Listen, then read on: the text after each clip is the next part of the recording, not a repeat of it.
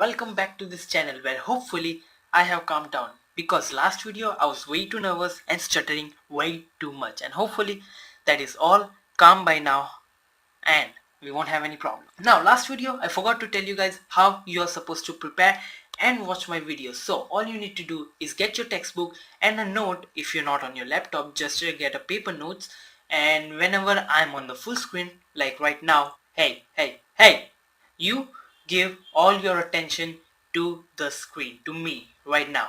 And whenever I am referring to a diagram, you just pull up that diagram or that topic inside your textbook and you go through that and you start taking notes. So what are we doing today? In this chapter we are going to be discussing the first week of development. After the fertilization, how an zygote just goes from day 1 to day 6 throughout the first week of development and all the processes that comes through it. Of course, I'm gonna be in depth and I'll try to make it as easy as possible for anyone to learn. So without further ado, let's jump right into it.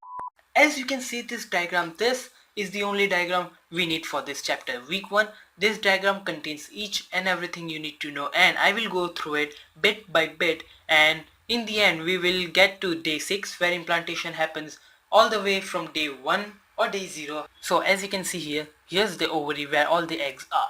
Now each and every month one egg is released from the ovary to the ampulla. Ampulla of the oviduct. Ampulla is also the opening or the end of the oviduct. That's where the egg is. Now one important thing to notice here is the egg does not get released directly into the ampulla. Now from here there's a gap, of course, everything peritoneum, the abdominal cavity where the egg is released, and from there the charge distance, and with the help of small villi the egg is sucked into the ampulla of oviduct. Now let's talk about some complication. Ovary releases an egg in the peritoneum cavity, but let's just say for some reason it is not sucked into the ampulla of oviduct. Now what happens? The sperm just travels from all the ovarian tube to the ampulla of oviduct where it is supposed to fertilize the egg, but the egg isn't in the ampulla of the oviduct. So what happens? The sperm just doesn't stop there. The sperm keeps swimming and it will soon reach the peritoneal cavity too. So both the egg and sperm, they are in that cavity, and of course they can fertilize there. So that is a kind of abnormal pregnancy, ectopic abdominal pregnancy. Now not to be confused with the other kind of ectopic tubular pregnancy. Ectopic, what does that even mean? Ectopic just means something that is out of its place. So it was supposed to be in the ampulla of oviduct, but now it is in the peritoneal cavity. So ectopic abdominal pregnancy. Simple as that. Ectopic meaning it's out of its place, abdominal where the pregnancy is. Simple as that. Now that we have covered that, let's say if thing goes by normal ranges and the egg actually makes its way to the ampulla of oviduct. So what would happen? The sperms will swim all the way from the tube to the ampulla of oviduct where it is supposed to meet with the egg and it is supposed to fertilize it. Now how does that happen? We need to focus on this part of the diagram for that. Secondary oocyte arrested in metaphase of meiosis 2. Now we already discussed meiosis 1 and meiosis 2 in the previous chapter. As I explained in the chapter before this, meiosis 2 in female only occurs when an egg is fertilized by the sperm. So when fertilization occurs, that is when the stage meiosis 2 happens. So as you can read here, secondary oocyte is arrested in the metaphase of meiosis 2, and when the sperm actually makes its way through it, that is when the meiosis 2 will start and end in a female, and after that we are back to the above mitosis like I explained in the chapter above. So how does that happen? Let's talk about that. As you can see here, the covering layer of secondary oocyte is zona pellucida. As you can notice here, the zona pellucida is supposed to be the protection layer of secondary oocyte. Now how does the sperm infiltrate it? The head of the sperm, which is also known as the acrosome, the head of the sperm will release enzymes which will create a reaction and dissolve this particular layer, the zona pellucida. Now once the penetration is done, it reacts in a cortical reaction which prevents the other sperm from entering and fertilizing the same egg. Now once the process of fertilization is done, the sperm infiltrates the zona pellucida and finally fertilizes the egg. That is when the fertilization occurs. It is supposed to be in the ampulla of the oviduct. That's where it's supposed to happen normally. So once that is happened, the process of meiosis 2 will start. Now as I said in the previous chapter, after the process of meiosis ends, where does it go? It goes back to level 1, where it divides by the process of mitosis, not the meiosis, mitosis. So that's where we are. Day 1, that's where we are. This one cell is called zygote. This zygote, as I mentioned in the previous chapter, before process of meiosis 1, this zygote will divide by the process of mitosis. Now in any other organ, let's just say for liver, intestine, stomach, any other organ, skin, the process of cell division through mitosis happens like this. One cell divides into two cells, they both grow up and then they divide into two other cells. So from one cell you have two cells, they both grow up, then they divide equally, and then you have four. From 1 to 2 to 4, it just goes on to multiply. But in this, the cell divides by the process of mitosis. 1 goes on to become 2, 2 goes on to become 4, 4 goes on to become 8, and so on. But in this particular case, the cell do not go through the process of growing up before. So they do not enlarge and they do not develop, they do not grow before dividing again. So as you can notice here, the one cell goes on to become two cell goes on to become 4, 4 goes on to become 8, 16, 32, 64, and so on. But as you can see here, the size of all the cells, the zygote is a big one, the 2-cell blastula is divided into half, they do not develop further, so it's half the size the zygote was, and the same goes with day 3 4-cell blastula. So it is dividing but it does not develop, it does not enlarge, and that process of mitosis, it's what we call cleavage mitosis. It only occurs here. In any other normal tissue or cell, the process of mitosis will just go through as planned. Now another interesting fact, once we are at day 4, we either have 32 or 64 cell. That day 4 is what we call as a morula. It doesn't matter much if it's a 32 or 64 cell, but on day 4, that stage is what we call as morula. After we have morula and the cell keeps dividing, another process occurs before or on day 5. All the cells, they just come together, regroup, and then they just push each other, or they just are in the side, and the majority of that cell cavity is filled by fluid. Now when that process happens, that particular cell on the day 5, we would refer it as a blastocyst. As you can see here, day 5 it's a blastocyst. Day 4 it was called a morula. It hadn't begun the process of just dividing into just pushing all the fluids on one side and having all the cells on the other side. But when that happens on day 5, that is when we would refer it as a blastocyst.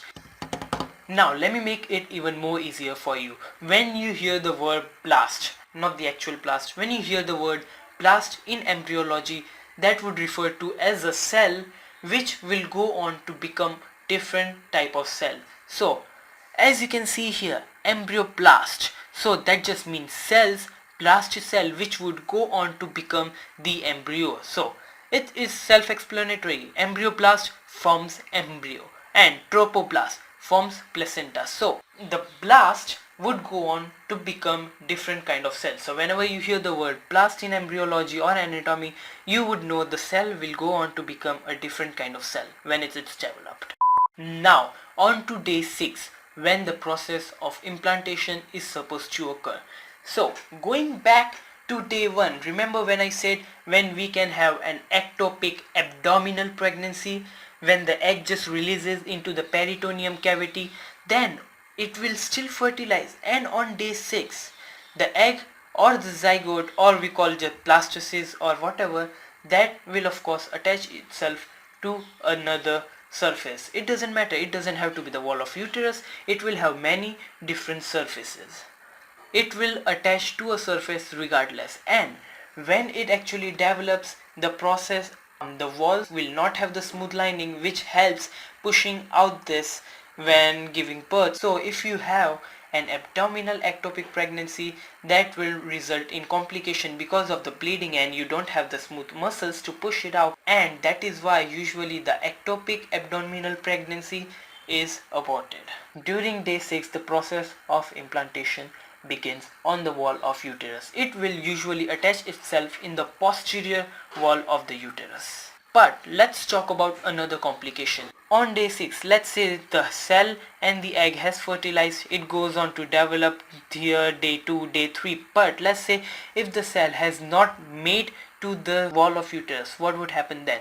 Let's just say the cell is stuck here or whatever here. Then what would happen after? That would usually occur when we have a scarred wall lining. Scarring of the wall of the tube usually hinders the movement of the cell into the wall which is supposed to be on day 6. So that kind of pregnancy is also ectopic because it is out of the place. It's not where it's supposed to be, so it would still be ectopic, but instead of the abdominal, it is now called the ectopic tubular pregnancy. Now, how does the process of implantation occurs? We will go deeply into that. As you can see here, the embryoblast and the tropoblast. The embryoblast will develop into divided more cells, but the tropoblast will differentiate into two different kinds of cell. As you can see here, the cytotropoblast and the syntheotropoblast. What is the difference, you may ask? Cytotropoblast forms the lining of this blastula, but the difference between cytotropoblast and syntheotropoblast is syntheotropoblast will have finger-like projection, finger-like villi, which will erode the wall of uterus, and that is the process of plantation. Now, syntheotropoblast, those villi-like structure, they do not divide. Unlike cytotropoblast will divide, but some of the cytotropoblast will fuse together and which will form the syntheotropoblast. Syntheotropoblast do not replicate or reproduce or go through the process of mitosis. Only cytotropoblast, they go through, they divide, they multiply, and cytotropoblast, when they are fused together, then syntheotropoblast is formed, and they will adjust and they will hook themselves to the wall of the uterus. They will just erode their way through and implant into the wall of the uterus. Now, another important thing, let me get my note up for this. Now, as you can see here, the syntheotropoblast synthesizes an ACTH-like peptide, which is called the human chorionic corticotropin, HCC in short. You might have heard it before. HCC is usually referred to when we are detecting a pregnancy. You might have heard the term before. So HCC, the human chorionic corticotropin, which will tell the mother to retain the corpus luteum. Now, what is corpus luteum? Let me just divide it for you. Corpus luteum. Corpus means body and luteum is yellow. So it is a yellow tissue which is released every month after the egg, and it just degrades after few days and then it is flushed away. Now, degrading only stops only and only if the egg is fertilized, otherwise it will just degrade away. So we need to maintain the corpus luteum in order to maintain this pregnancy. So corpus luteum, which is master cell that is responsible for the production of hormone progesterone during early pregnancy. Now, this progesterone is the one that is going to maintain the pregnancy and maintain the endometrium. And that concludes the week 1.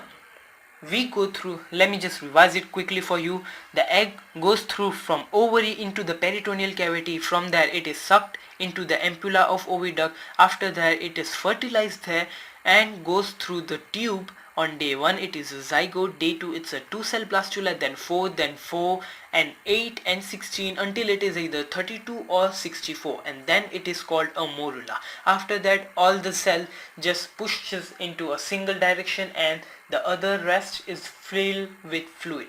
The cells are called the embryoblast and its covering layer is called the tropoblast. Tropoblast divides into cytotropoblast and syntheotropoblast. Cytotropoblast divides, and when they fuse together, that is when they form the syntheotropoblast. After that, day 6 is when the implantation begins. Syntheotropoblasts erodes into the wall of uterus and just sticks themselves there, and then they produces HCC, which maintains corpus luteum, and then corpus luteum produces progesterone, and that maintains the pregnancy. That concludes week 1 of the development. I hope that was helpful to you guys. Hopefully I explained in depth, and hopefully it was helpful for you guys. Tell me if I can improve, tell me how I can do it, and if you have any questions, just write them in the comment below and I will reply to you guys. Hopefully you guys enjoyed this video. I will see you when the next chapter drop. Goodbye.